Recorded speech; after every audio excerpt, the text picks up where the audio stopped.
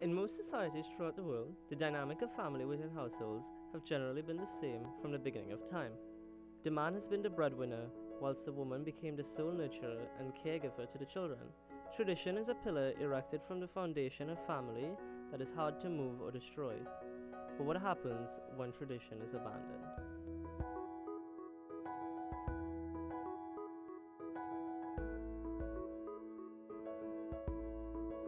A typical day in a household, being that I'm pretty much the main caretaker. Wake the kids up, prepare their foods, do a bit of homeschooling, and take them out, run them around, get sun, and that's it. Then my partner, she'll come home. She has a 9 to 5, so I will have the kids in the daytime, and she'll come home in the evening, and she'll take over, and then I can start working on my projects. As a father, I try to just be the best parent that I can. My family thought that the way that we're raising my daughter at the time, I have a son too, a 1-year-old.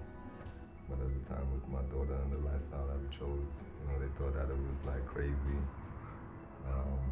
Even though they supported it, we try to do everything natural and the way a lot of ancient people would do their things, or people that live close with nature, tribal families. This is like a strap to carry my kids. So, and I actually bought this for my daughter, so that, and now I'm carrying my son in it. So that's to tell you how much use I got out of this. The space that we live, it's very minimalistic. It's not much toys and all that unnecessary things that I feel is unnecessary, because kids, you buy all these fancy toys and then they're playing with the box. You know what I mean?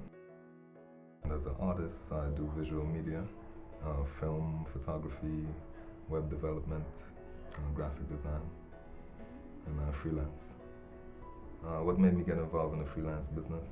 Pretty much, like it says, free, and I love my freedom.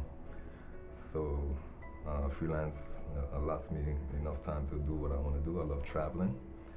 I'm originally from Trinidad. I live in the States, New York, and without my freelance business, I wouldn't even be able to be here with my kids. It definitely has affected the quality of my life on a better.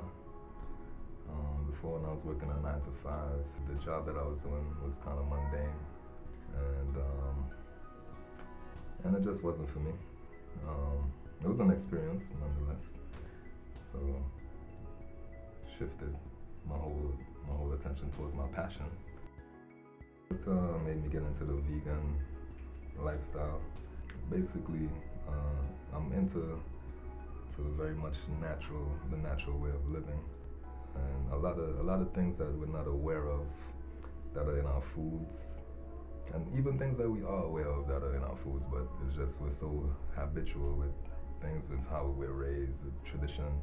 So many chemicals that were in there that were not safe and very unnatural, and that kind of scared me. It made me wake up to the world that we live in.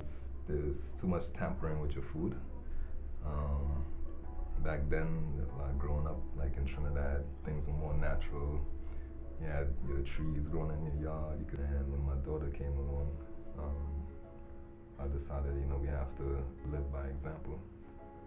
So we made that choice to pretty much just eliminate it.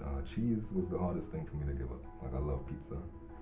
We held strong because of the research that we did, and just wanting the best for our kids. Once I set my mind to something, especially if I know it's in the benefit of my family, it's an ongoing journey. So I've learned to definitely keep things simple. But nature is like a freedom thing. We're all born naturally free, and those are things that I tend to try to hold on to our freedoms.